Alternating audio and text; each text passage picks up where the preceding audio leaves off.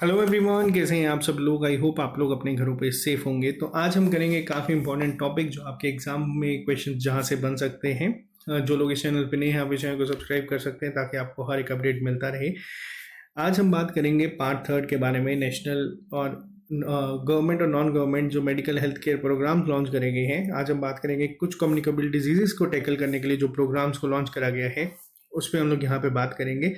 Video start करने से पहले बता दें, जो भी कोई बच्चा कोई भी अगर कोर्स या टेस्ट सीरीज ज्वाइन करना चाहता है, आप लोग कोड यूज़ कर सकते हैं नवरात्रि का। आपको 50% डिस्काउंट जो है वो मिल जाएगा। ये सिर्फ आज के लिए अवेलेबल है, इसके बाद ये डिस्काउंट कोड हट जाएगा जब तक कोई अगला फेस्टिवल नहीं आता है तब तक। और वीडियो शुरू करने से पहले आपको एक और चीज़ बता दें, जो अभी तक आपका सुपरवाइजर का एग्जाम है, अभी तक आपको स्पेशलाइजेशन के टॉपिक टेस्ट जो है वो प्रोवाइड किए जा रहे थे, लेकिन अब हम लोगों ने साथ में जनरल अवेयरनेस के टॉपिक टेस्ट अपलोड करना भी शुरू कर दिए हैं। आज ही आप लोगों को जो इंडियन कॉन्स्टिट्यूशन का प्रियम्बल पार्ट है उसके ऊपर 3 टेस्ट जो है वो प्रोवाइड करे गए हैं। बेसिक, मीडियम और एडवांस लेवल के ऊपर आप उसको अटेम्प्ट कर सकते हैं। ट्रिपल एस के कंप्लीट कोर्स में भी आपको मिल जाएगा, और अगर आपको सिर्फ टेस्ट सीरीज चाहिए वो भी आपको यहाँ पे मिल जाएगी। और जैसे ही ये सीक्वेंस चलता रहेगा आप लोगों के टेस्ट अपलोड होते रहेंगे। अब बात करते हैं स्पेशलाइजेशन के ऊपर। स्पेशलाइजेशन में भी टॉपिक टेस्ट आप लोगों के अभी तक इन्हीं कंपोनेंट्स के 18 तक अपलोड हो चुके हैं। जैसे यूनिट 1 खत्म हो जाएगा, फिर इसका सेक्शनल टेस्ट आपका कंडक्ट करवाया जाएगा, और उसके बाद कंप्लीट मॉक टेस्ट, जैसे ही हमारे सारे सेक्शन कंप्लीट हो जाएंगे उसके बाद। और अब बात करते हैं आज के टॉपिक के ऊपर। देखो, यूनिट 6 की बात की जाए तो सबसे ज़्यादा क्वेश्चन आपके इस सेगमेंट से बनेंगे, जिसको हम लोग कवर कर चुके हैं। आज हम बात करेंगे हमारे थर्ड लेक्चर के ऊपर, जो मेडिकल हेल्थ केयर के प्रोग्राम्स हैं। इससे पहले हम लोगों ने बात करी थी जो स्कीम्स लॉन्च करी गई थी प्रेग्नेंट वुमेन्स के लिए, एडोलेसेंट गर्ल्स के लिए, बच्चों के लिए, तो उस पर बात की गई थी। सेकेंड लेक्चर में हम लोगों ने बात करा था जो न्यूट्रिशन प्रोग्राम्स लॉन्च करे गए थे उसके ऊपर। आज हम बात करेंगे उन प्रोग्राम्स के ऊपर जो कोई डिजीज़ जो है उसे किस तरीके से टैकल करने के लिए गवर्नमेंट ने अलग अलग प्रोग्राम्स को जो है लॉन्च करा है, और साथ ही साथ कुछ स्टैटिक डेटा जो JNK के रिलेटेड है जो हाईलाइटेड था उसको भी डिस्कस करेंगे, जो हो सकता है डायरेक्ट आपको एग्जाम में देखने को मिले। तो चलिए शुरू करते हैं आज की क्लास को। सबसे पहले टॉपिक के ऊपर बात करेंगे तो ये जो प्रोग्राम लॉन्च करा गया था इसका नाम है national vector borne disease control programme. इसको लॉन्च किया गया था 2003 और 4 में। कैसे लॉन्च किया गया था तो देखो, पहले क्या था, पहले बहुत सारे अलग अलग प्रोग्राम जो हैं वो लॉन्च किए गए थे, जैसे कि आपका national anti malaria control program, national filaria control program, kala azar control program, Japanese B या डेंगू DHF। इन सबको क्या कर दिया गया था, इन सबको मर्ज कर दिया गया था, और इसके बाद इसको एक सिंगल प्रोग्राम में, यानी कि national vector borne diseases programme के नाम से इसको लॉन्च कर दिया गया था। अब यहाँ पे पॉइंट बहुत इंपॉर्टेंट है। रीज़न क्या है, देखो मैंने आपको बताया था अब इतने ज़्यादा प्रोग्राम्स गवर्नमेंट ने लॉन्च करे हैं और जो कि आप लोग याद भी नहीं रखते। इम्पॉर्टेंट वो हैं जिन्हें या तो रिवाइज करा गया था या तो जिन्हें मर्ज कर दिया गया था, आपको वो याद रखना है। अब इन सबका एक अलग अलग टारगेट भी था। जैसे काला अजहर का टारगेट है कि 2025 तक काला अजहर को एलिमिनेट करना है, तो क्वेश्चन यहाँ से भी ये बन सकता है, तो इसको भी नोट डाउन कर लीजिएगा। अगर मैं बात करूँ जम्मू कश्मीर UT के रिस्पेक्ट में, तो ये जो एक हर साल क्या होता है, एक इंडेक्स आता है जिसको एनुअल पैरासाइट इंडेक्स कहा जाता है। जम्मू कश्मीर में मलेरिया का ये जो है ये 0.003 है, जो कि जो हमारा नेशनल एवरेज है उससे भी काफ़ी ज़्यादा इम्प्रूव्ड है। तो यहाँ पे जितनी भी चीज़ें हैं, डेंगू के केसेस में भी जम्मू कश्मीर में अलग से फैसिलिटीज़ जो है वो बनाई गई हैं, और ये पूरे पे काम होता है। तो यहाँ पे सबसे इम्पोर्टेंट चीज़ जो आपको याद रखनी है वो ये है कि इसकी लॉन्च डेट क्या है, वो है 2003 से 4। इससे पहले अलग अलग प्रोग्राम्स के नाम से जाना जाता था, लेकिन इन सबको मर्ज करके एक ही में बना दिया गया है। नेक्स्ट पे बात करते हैं NVHCP, यानी कि national viral hepatitis control programme. इसको लॉन्च किया गया था जुलाई 2018 में। अब ये लॉन्च किया गया था ministry of health and family welfare के द्वारा, जिसका मेन गोल जो था वो ये था कि हेपेटाइटिस को ख़त्म करना है। और ये जो है कब तक का टारगेट है, देखो इस पूरे प्रोग्राम्स में जो भी आपकी इम्पोर्टेंट डेट्स हैं, जो डेडलाइन है जो रखी गई है कि इस डेट तक इसको यहाँ से एलिमिनेट करना है। डायरेक्ट क्वेश्चन यहाँ से ये बन सकता है। बहुत इंपॉर्टेंट पॉइंट्स हैं, इसको नोट कर लेना। और अगर हम बात करें जम्मू कश्मीर UT की, यहाँ पे 2 ट्रीटमेंट सेंटर्स ऐसे जो हैं वो बनाए गए हैं, जिसमें एक आपको GMC जम्मू और एक GMC श्रीनगर में देखने को मिलेगा। तो यहाँ पे सबसे इम्पोर्टेंट पॉइंट क्या है NVHCP में, कि इसकी लॉन्च डेट जो है वो है जुलाई 2018, और एलिमिनेट करने की कोशिश की जाएगी 2030 तक। क्लियर है ये पॉइंट।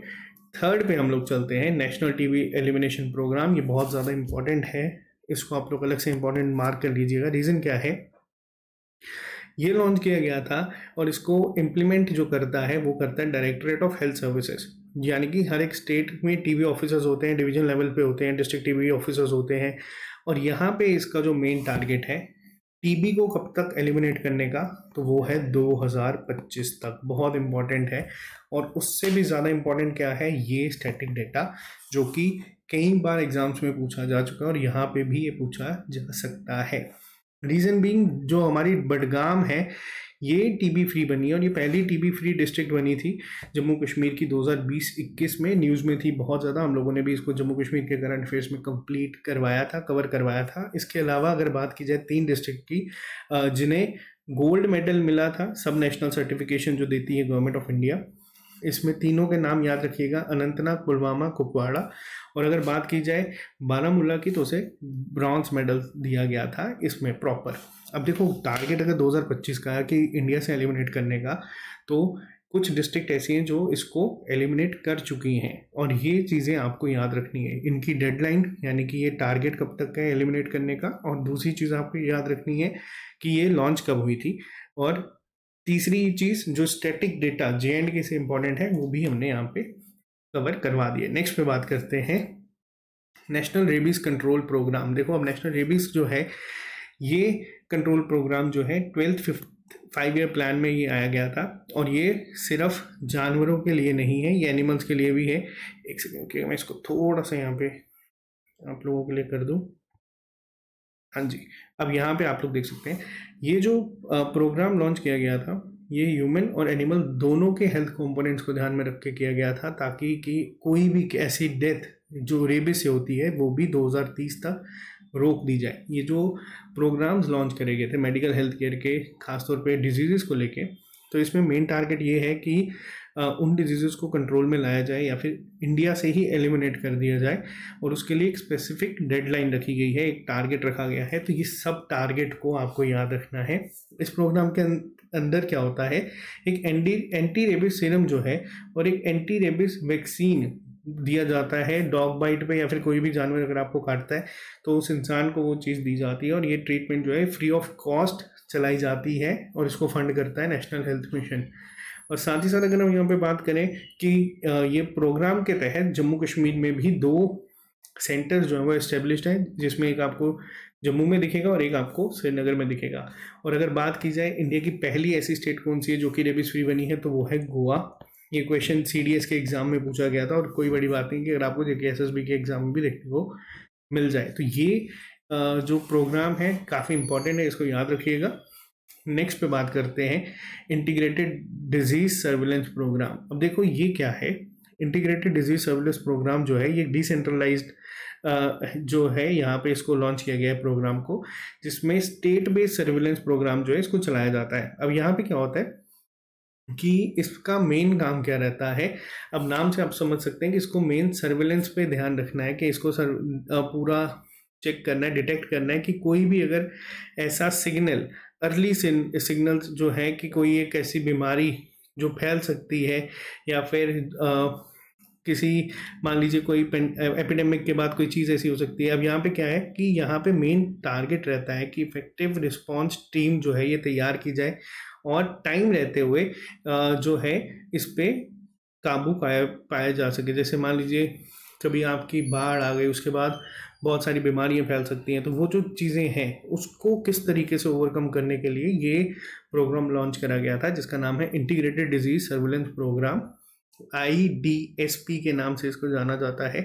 और यहाँ पे अगर बात की जाए एक रैपिड रिस्पांस टीम इनको पहले ही तैयार करनी होती है, हर एक चीज़ को ध्यान में रखते हुए कि अगर मान लीजिए कोई नेचुरल कैलेमिटी हुई है, कि अगर कोई ऐसी प्रॉब्लम क्रिएट हुई है, तो ये इनका डिपार्टमेंट है कि ये पहले ही ऐसी अपनी रिस्पांस टीम को तैयार रखें ताकि उस पर काबू पाया जा सके।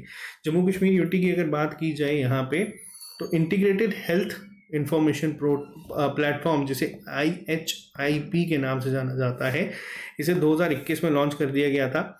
और स्टार्ट ये आपका जो है 1 अक्टूबर 2021 को कर दिया गया था, जिसके तहत जो पुराना पोर्टल था उसको अब स्विच कर दिया गया है IHIP के ऊपर। IDSP का पोर्टल J&K में ऑपरेशनलाइज नहीं है आज की डेट में, इसको रोक दिया गया है क्योंकि आज की डेट में जो सारी रिपोर्टिंग होती है, जो सर्वेलेंस होती है, वो IHIP के पोर्टल पे की जाती है। तो यहाँ पे इसमें यही इंपॉर्टेंट पॉइंट है, आपको बस इसको याद रखना है कि J&K में जो यूज़ किया जाता है वो IHIP का है, यानी कि इंटीग्रेटेड हेल्थ इंफॉर्मेशन प्लेटफॉर्म। और लास्ट में आपको एक और चीज़ बता दूं, JK EMS करके एक एम्बुलेंस सर्विसेज चलाई जाती है, जिसमें 102 और 108 नंबर की जो एम्बुलेंस सर्विस थी उसको शुरू किया गया था J&K इमरजेंसी मेडिकल सर्विसेज के नाम से।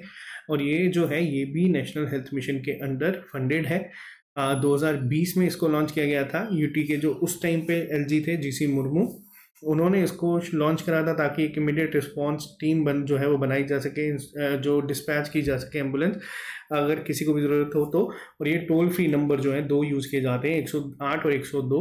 नेशनल लेवल पे भी सेम है। 102 जो है वो आमतौर पे प्रेग्नेंट वुमेन्स या इन्फेंट्स के लिए यूज़ किया जाता है, और 108 जो है वो हर किसी के लिए यूज़ किया जाता है। देखो यहाँ पे इस लेक्चर में पर्टिकुलरली अगर मैं आपको बताऊं तो करवाने के लिए बहुत ज़्यादा कंटेंट है आप लोगों का। सारी स्पेशलाइजेशंस के लेक्चर एक तरफ और ये लेक्चर्स एक तरफ, लेकिन मेरे इनसे कोशिश यही है कि जो क्वेश्चन एग्ज़ाम में बन सकते हैं, जो एग्ज़ाम पॉइंट ऑफ व्यू से इंपॉर्टेंट है, हम लोग उसको कवर करवा दें। तो ये था हमारा पार्ट 3। इसका एक और पार्ट आएगा जिसमें नॉन कम्युनिकेबल डिजीज़ पे हम लोग बात करेंगे। फिर हम लोग करेंगे हमारे नेक्स्ट टॉपिक्स पे डिस्कशन, क्योंकि ये जो मेडिकल हेल्थ केयर के गवर्नमेंट प्रोग्राम्स है ना, ये इतने ज़्यादा है कि आप लोग सोच भी नहीं सकते। तो चलिए, बाकी मिलते हैं आप लोगों से जल्दी नए लेक्चर के साथ। अभी के लिए दीजिए इजाज़त। Have a nice day. और अगर आप इस चैनल पर नहीं है तो इस चैनल को लाइक करके, इसे सब्सक्राइब करके अपने फ्रेंड्स के साथ शेयर करें। और अगर आप सुपरवाइज़र की तैयारी कर रहे हैं तो इसका सेकेंड S जो है SSS का, यानी कि स्ट्रेटजी, वो अब आप लोगों का चल रहा है। और जैसे ही ये स्ट्रेटजी अब आहिस्ता आहिस्ता हम लोग बढ़ाते जाएंगे, यानी कि जो आपके डेली टेस्ट है उसको इंक्रीज कर दिया जाएगा। Okay guys, see you soon, bye, take care, all the very best.